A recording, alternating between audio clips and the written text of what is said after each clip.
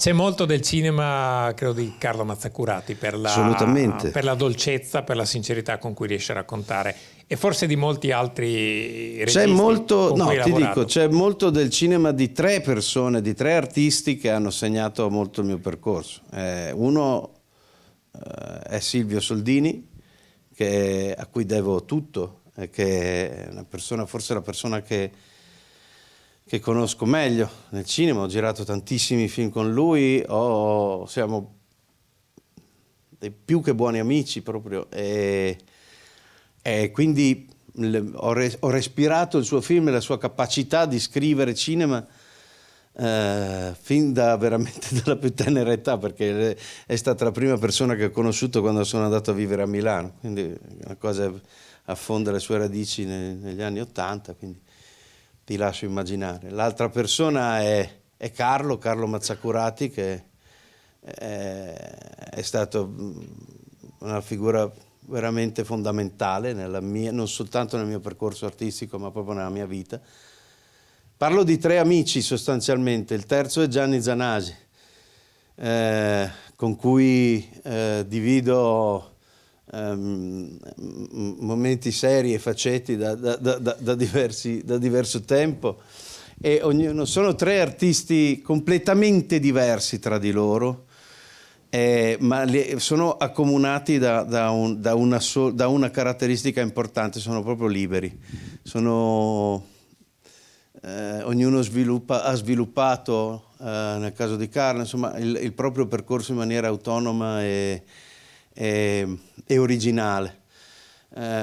Questo scopa con la grande lezione che mi diede Orson Welles nel momento in cui decisi di avvicinarmi a lui, facendo uno spettacolo su di lui, che nei suoi pensieri sul significato di questo lavoro diceva: la responsabilità di un artista è e sarà sempre quella di coltivare il terreno meno sfruttato.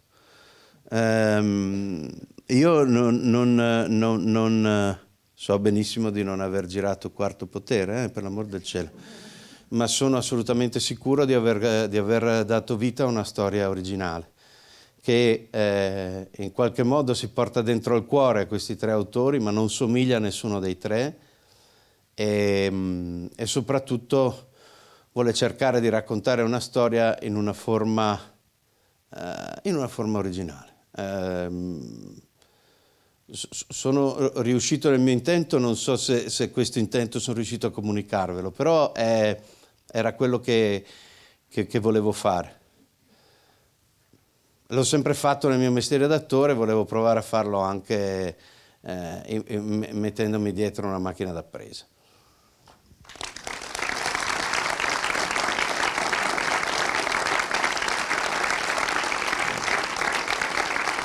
E adesso vi dico perché sono particolarmente contento di essere qua. Questo si lega a un episodio di qualche anno fa e racconta molto di me. Saranno passati 6-7 anni. Mio padre era di Zoppola. Io sono andato qualche anno fa a Zoppola, ero in tournée con uno spettacolo. A un certo punto ricevetti una lettera dal sindaco di Zoppola che mi offriva la cittadinanza onoraria di Zoppola. Io rimasi così colpito che non ebbi il coraggio di rispondere, per cui mi è rimasta qua. Io in teoria sarei cittadino di Zoppola. Se solo avessi risposto. Se solo avessi risposto ma la dice lunga, perché davvero mi emozionò così tanto questa cosa che non mi nascosi. Scappai, dopo feci lo spettacolo e scappai via. Questo perché comunque sento molto questo posto, da dove comunque vengo. Ecco. Finito. Ok, se non ci sono altre domande... No. Va bene. Arriva al microfono per chi vuole rompere il ghiaccio. Posso romperlo io? Pronti? No, aspetta Ma che... serve agli altri. È gratis? Ma non sono buona a parlare col microfono, dai, lascia stare. Ma ti devono Mi senti? sentire non là, ti perché sento. non è che... Ah, mi non è che vergogno. parliamo- Allora, intanto non ho chiuso occhio, è già una bella cosa, no? No, ma volevo farle una domanda. Ma magari l'intento era quello di farsi un riposino, mi dispiace nel caso. No, ma voglio dire, io, insomma, Roberto Citran l'ho visto esclusivamente nelle fotografie dei titoli di coda di lato, in tutto il film e risulta nei... Allora, vedi che qualcosa è successo. Scopriamo dov'era Roberto Citran. Lo vedi che hai dormito un attimino? Guarda. Adesso Vediamo se c'è qualcun altro che ha visto chi vuole Roberto raccontare Citran. dov'era Bobo? Chi vuole raccontare dov'era Bobo? era? Hai fatto una brutta figura, eh? Hai fatto una bruttissima figura. Dov'era Bobo? Forza, scovate l'intruso, su. Chi ha trovato Roberto Citran? Ah, hai sentito? Venditori di trattori suggeriscono dalla regia. 2 secondi, dai.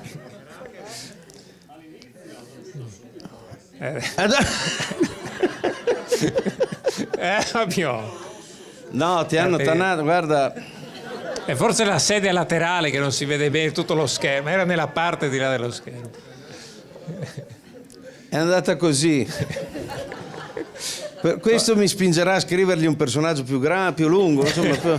Magari in 2 punti che diversi almeno del 2. film, all'inizio, alla fine. Ma se così. vai in bagno 2 volte domani è finita. Dio, no, Dai. Va bene, abbiamo Scoperto Roberto Citran, ci abbiamo sono dei fatto dubbi, luce sul perché mistero poi, di Bobo Citran. Quindi tu non sai dove hanno comprato il trattore? Ah, chi glielo racconta? Vogliamo un candidato che racconti... anche- Torni? Boh. Allora non ti dico niente. che togli Non la ti dico suspense, neanche come va a dopo, finire. Così, ok. Va bene. Ma i mirtilli alla fine sono cresciuti, chiede? Chi se la sente di rispondere? Dai, fate tutto... sentiamo. Per me sì. E anche belli Rigogliosi, fruttuosi. Sì. Sì. Ok. Ma quella Bene, era sento che cattiva. avete delle curiosità veramente polpose. Beppe, io è e una te- bella cosa. io e te possiamo Siamo qui, anche vi andare, rompo le tanto- palle da mezz'ora con Flaubert, i personaggi, il senso del lavoro, i mirtilli, dai, bellissimo. E com'era il radicchio? Era amaro, dai. Sì, poi fanno tutto loro, si fanno le domande, si Vabbè, risponde, ma andiamo via, andiamo a bere un sì, bicchiere. ma siete a cioè, posto, sto siete a punto. posto. Siete un pubblico autonomo. Ah, ce l'ha una domanda, io punto tutto su di lui. Vada con la domanda. Buonasera. Buonasera. Allora, io la seguo fin dagli albori. Sento i suoi personaggi sempre molto vicini, molto terreni, no? Quindi forse l'amore che le arriva, la vicinanza che le arriva dal pubblico dipende pure da questo, ritengo, una mia opinione comunque. La domanda mia è questa. Ho notato nell'evolversi della sua carriera varie piccole trasformazioni e ho visto poco tempo fa Il Grande Passo e trovo delle similitudini con questo film. Il personaggio è un personaggio quasi ascetico, in fuga, e che coltiva un sogno che gli altri non riescono a capire. Volevo capire se questa è una sua una svolta della sua carriera, un momento in cui forse si sente più libero di esprimere questa visione. È una bella domanda. Mi offre la possibilità di fare una riflessione sul fatto che comunque e mi ricollego con quella alla preziosa lezione di Wells, no? Coltivare il terreno meno sfruttato non significa necessariamente creare un nuovo linguaggio. Nel mio lavoro di attore essenzialmente per me è sempre stato il bisogno di non ripetermi, o meglio di avere una mia cifra espressiva ma di infilarla in personaggi, nei personaggi più disparati, più differenti, più diversi possibili. È vero che il Dario del Grande Passo è un sognatore, ma è anche vero che è uno che si chiama fuori dal consorzio civile, mentre Biasutti è un sognatore che vorrebbe veramente partecipare a qualsiasi cosa, vorrebbe rendere partecipi della bellezza della natura, del creato, tutti gli abitanti di Valvana. In questo sono diversi, ma hanno dei punti di contatto, vogliono qualcos'altro, e ognuno lo insegue nel modo proprio di quella tipologia di personaggio. Sono affascinato e sarò sempre affascinato da queste figure. In questo c'è molto del pensiero che aveva Carlo sui personaggi, Carlo Mazzacurati sui personaggi, e sull'amore per gli ultimi, per i personaggi, per le creature umili, per quelle che non occupano le prime pagine dei giornali. Aveva una capacità straordinaria di raccontarli senza giudicarli mai, e questo è bellissimo, perché ci permette di credere a quei personaggi. Non sono mai delle macchiette. Anche la Gina, nella sua ierraticità, non è una macchietta. Non ci sono macchiette in questo film, e sono molto orgoglioso di poterlo dire. Ci sono dei personaggi carichi, quello sì, caspita, ma non sono macchiette. Nessuno fa niente gratis, fanno tutti mossi da qualcosa, e quindi questo le rende tridimensionali. Io, tornando alla domanda che hai fatto, sono enormemente incuriosito da chi debutta, dai giovani autori, e ho cercato di lavorare insieme a giovani autori il più possibile. Le foto, ad esempio, di questo film sono di Emilia Mazzacurati, la figlia di Carlo, e io ho preso parte, sono molto orgoglioso di poterlo dire, ho preso parte al suo primo film che ha girato l'anno scorso, perché spero sempre che da loro arrivi qualcosa di nuovo, perché da quelli che ci sono adesso non arriva niente di nuovo. È difficile, è un discorso difficile e anche noioso, però comunque ho fiducia nei giovani autori, nei giovani di testa, che possono avere anche una certa età, ma sono giovani. Ariella è una giovane di testa. Grazie. Io volevo tornare ad abbassare il livello delle domande, e quindi volevo chiedere, ma al fienile gli avete proprio dato fuoco, oppure... No. Dovreste parlarvi voi due. Una su e una giù. Secondo te? No, perché questo è interessante, perché comunque dici, c'è la scena di un incendio, allora scusami, Ultimatum alla Terra, per citarne uno, oppure Armageddon. È davvero finito il mondo? Non lo so. No, c'è un lavoro, è stato un lavoro molto molto faticoso di VFX, di digitale. Vabbè, ma e questo è un bellissimo complimento, perché i ragazzi che hanno lavorato ai VFX hanno fatto un lavoro fighissimo, profondo, faticoso. Ti prego, guarda, di credermi, è durato diversi mesi solo quell'effetto lì.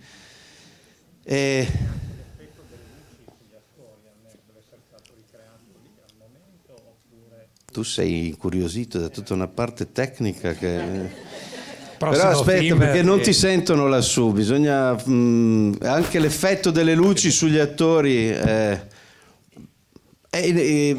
È una situazione dove c'è un incendio, per cui quella luce lì arriva dall'incendio. È un lavoro, insomma, è stato bravo Duccio Cimatti, direttore della fotografia, a rendere realistica quella situazione. In realtà la cosa più interessante, secondo me, non è tanto come abbiamo fatto a far figurare un fienile bruciato, ma come Duccio ha dato vita a tutto questo in maniera molto naturale. Ecco, questa era l'unica scena che volevo che fosse davvero reale in tutto l'arco narrativo della fiaba. Questa era la prima cosa che ho detto a Duccio. Ho detto: questa roba qui non c'entra un cazzo con la fiaba, questa deve essere vera, questa cosa qua. E la tua domanda, insomma, mi rasserena, ecco. Poi dopodiché la prossima volta ti invito vieni sul set. Vieni con un accendino così vediamo. Ecco. No, non è una promessa, è un invito. Non ti ho promesso niente. Chi prometto io? Forza. No, la scena dell'incendio è quella che mi ha fatto veramente incazzare. Oh. Perché lei ha veramente sottoposto il personaggio a 1000 prove. Veramente una più difficile, un'escalation terribile, di un climax terribile di prove della vita, prove di amicizia. Poi arriva la scena del fuoco, veramente mi ha fatto mi ha fatto proprio arrabbiare, perché ho detto: ma possibile che deve dargli tutte queste prove di vita? E poi cerca sempre, nonostante tutto, di ritrovare la fiducia. Infatti la mia domanda è: nonostante tutte quelle terribili prove, dove va a scavare la fiducia di ricominciare ancora una volta? Perché non mi è chiaro. Ma perché è un personaggio che ha una fede incrollabile verso l'amore. È un personaggio che, adesso, senza voler fare psicologismi inutili, è stato capace di superare la perdita di sua moglie, ma non quella di sua figlia.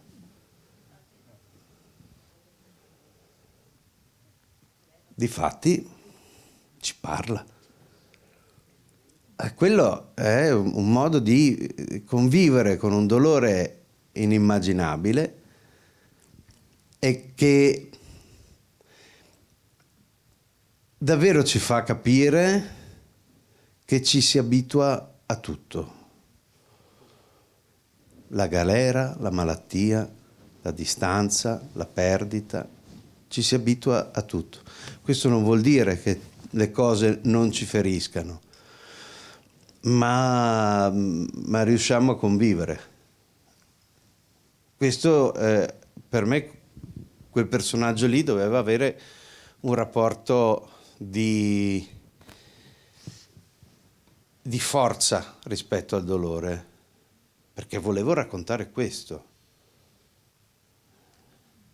Credo che tutti abbiamo dei dolori, piccoli o grandi. Ok? Sei meno incazzata adesso.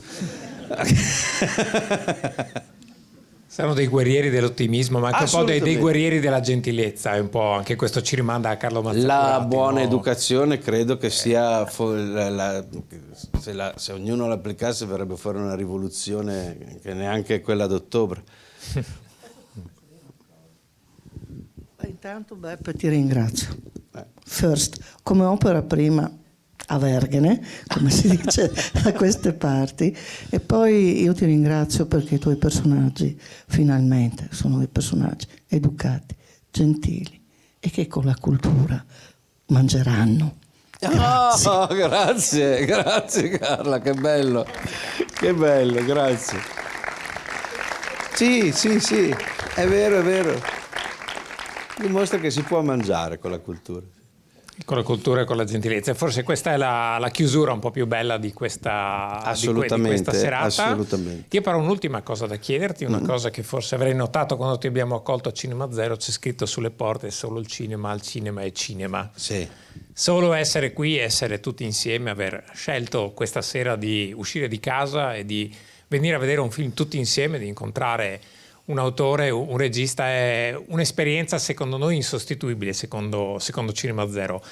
E abbiamo preso l'abitudine di chiederlo a tutti quelli che vengono a Cinema Zero. Quindi ti volevo chiedere che cos'è per te vedere un film al cinema.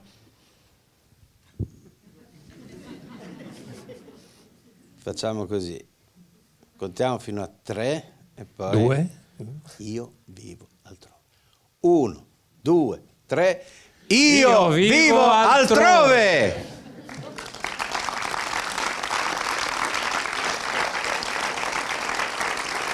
E dove se non al cinema? E dove se non a Cinema Zero dal 19? Dal 19 diffondete come un mantra, vi dico questa cosa, i film, in questo momento il cinema è veramente attaccato alla canna del gas, non ha possibilità, la gente non ci va, non sono come voi.